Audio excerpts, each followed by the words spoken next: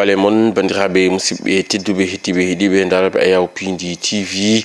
en jetti jomiraɗo jombal e bawde baɗo ko wela eɗo wela nde wela eno welira e katande makko gartuɗen ɗo subakande o ngam yettinan ɗon ko sifa e kellega tan yoga e jayndiji ɗiɗi Sénégal joni joni paɗen koye jayndiji ɗi aljuma nogas e nayi lewru jeeɗiɓiru hitande ujunnaje ɗiɗi e nogas e jeegom ko sifa e kellega dane yoga e jayndiji leydi Sénégal eɗen puɗɗoro e jayde quotidien le quotidien kam musidɓe men jaydiyankoɓe ɓe gatti ko yuti alhaali Nations Unies e on ɗon débat mo ganduɗa kay ko débat wonande kay ɗin ɗon candidat ji ɓe mbitande ko Macky Sall kañum kay waɗi ko waɗi présenté nden noon eɓɓore muɗum holno wiiri kam musidɓe men jaydiyankoɓe warti noon ko yuti alhaali nde e nden ko e kisal ko noon kadi jaam e kisal hani e ko yuti alhaali multilatéralisme ko noon kadi e gueɗe kewɗe ganduɗa kay kanko gonnoɗo to hoorejo leydi Sénégal gonɗo e ƴammade on ɗon poste secrétaire général mo Nations Unies warti e on ɗon débat télévisé holno ɓe mbaɗiri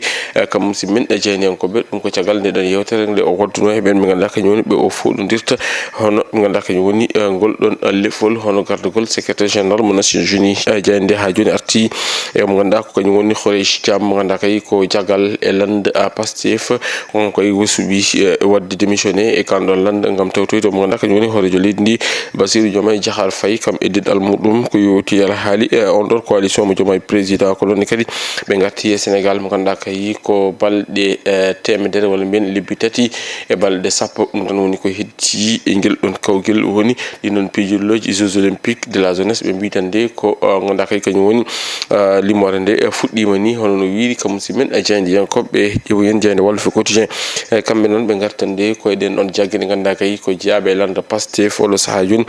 teskama kala e saaha aɓene gummo e kanɗon lande Pastef gam tawtoyde hoorejo leydi ndi Bassirou Diomaye Diakhar Faye ɓe mbi oɗo saaha kay mawɗo leydi ndi Bassirou Diomaye Diakhar Faye ko kam kay e jogui cukaku ngu Pastef walla ni sukaɓe Ousmane Sonko e juuɗe muɗum ene ɗo tallital ɗi holno yiɗiri ni holno waɗiri e gardidi natal muɗum kam musidɓe men jaydiyankoɓe ɓe ganduɗa kay kamɓe goni e jayde wiyeten e jayde Walf Quotidien jayde Les Échos ko hen arti ɓe mbitande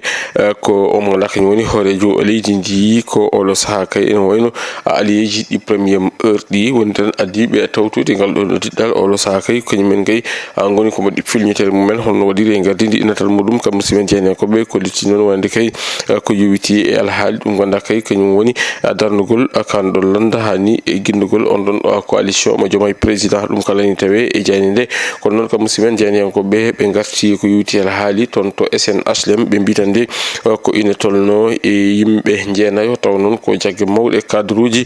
toon to SNHLM kañumen kay goni ko mbaɗa limogé woni tan ko guitta e golle mumen taw waɗi ko way noon ko ganduɗa kañum woni directeur kesso o holno waɗiri e gardidi e natal muɗum jayde l'observateur kam musidɓe men jaydiyankoɓe ɓe garti ko yowiti alhaali kono ɗo to hoorejo leydi Sénégal Macky Sall e nden ɗon eɓɓore nde jogui ko yowiti alhaali gardugol on ɗon poste secrétaire général mo Nations Unies ɗoɓe mbi kanko Macky Sall woni tan de o fommini walla ni o holliti ngol ɗon ɗerwol ngol ganduɗa kay kañum woni ɗo o jogori rewde e on ɗon débat walla ni mbiyen e nden ɗon yewtere nde ganduɗa kay o waɗino kono noon kadi waɗɗude yewtere koɓe ɓe ganduɗa kañum goni Touba komo ganduɗa ko kañum woni biyeteɗo Serigne Bass Abdou Khadre suuti konnguɗi ko yowiti alhaali maggal ngal hol noon kadi e weltare makko e ɓe ganduɗa kañumen groupe Futurs Médias ɗum kala ina tawe e jayde nde ganduɗa kay kañum woni jayde l'observateur ƴeewoyen jayde témoin quotidien kam musidɓe men jaydiyankoɓe ɓe garti ko on ɗon débat hakkude makko e ɗin ɗon candidat ji ƴamoɓe ngol ɗon lefol ko yowiti alhaali poste secrétaire général mo Nations Unies ɗo ɓe mbi kam musidɓe men jaydiyankoɓe wonde Macky Sall kañum kay nana waɗa défendre on ɗon organisation ko noon kadi nana waɗa hunima wonde kay ma addu o baylugol woni tan hesam mago holno waɗiri e gardidi natal muɗum ɓe garti e ko yowiti alhaali toon to SNHLM ɓe mbitande ko yimɓe jeenayo kañumen kay goni ko guitta e golle mumen taw waɗi ko way noon ko omo ganduɗa kañum woni directeur kesso o holno waɗiri e gardidi natal muɗum jayde Tribune Quotidien kañum arti koye e on ɗon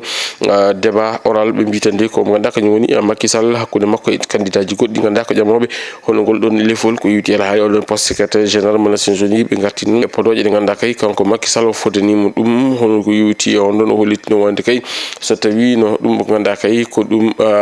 poste secrétaire général mo Nations Unies walla Nations Unies ko ɗum guitare ɗum wonno kanko kay omo wawi ƴettude on ɗon guitare o yima hen jimɗi belɗi ɗi o yiɗi hono yiɗiri ni holno waɗiri e gardidi natal muɗum kono noon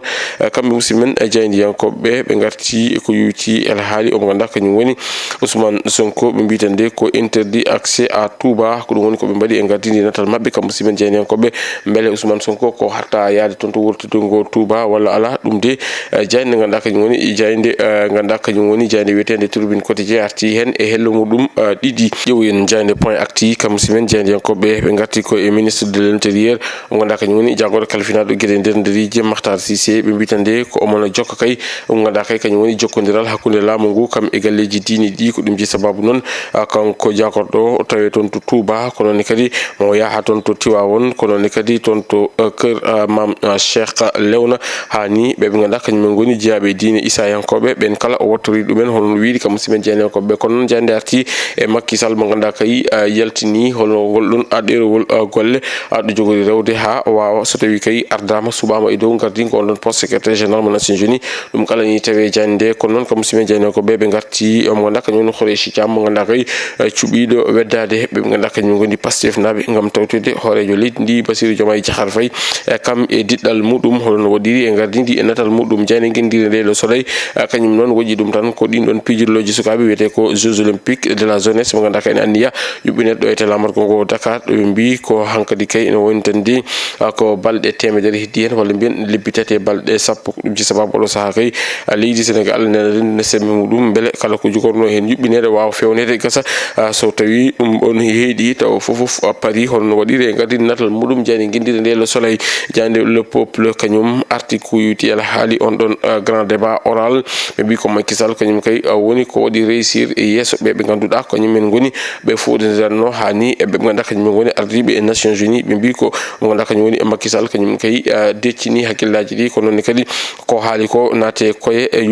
yettima e gandi e jooɗima toon hono no waɗiri e gardidi e natal muɗum jayde ganduɗa kay kañum woni jayde wiyeten jayde le peuple ƴeewoyen jayde coftal ɓallide jayde Rewmi Sport kam musidɓe jayndiyankoɓe ɓe garti ko e mercato toon to Premier League to dowlaji Angleterre ɓe mbi ko Pape Gueye ene wonta nde heeɓi nanodiral hakkude muɗum e ɓe ganduɗa kañum goni Everton hono no waɗiri e gardidi e natal muɗum jayde nde arti e CAN 2027 ɓe mbitande ko CAF kam nena waɗi maintenir on ɗon tournoi mo ganduɗa kay kañum woni CAN 2027 ɗin ɗon équipe aji ɗi tolno e nogas e nayyi hono no wiiri kam musidmen e jayndiyankoɓe ganduɗa kay kamɓe goni jayde Rewmi Sport bandiraɓe musidɓe tedduɓe hettiɓe heeɗiɓe daroɓe Ayaw Pindi TV gasi halaɓe ceer ko ɗum woni komin kemnoɗo min andade ko sifa e kelligaɗen yoga e jayndeji ɗiɗi Sénégal adi meɗen e jayndeji ko janggo wonata soko wi liggeno ɗo e nden min mbiyon jokke ɗoftade caméra yidade programme uji ɗi Pindi TV woto jejjide wadde abonné commenté kam partagé Allah jarama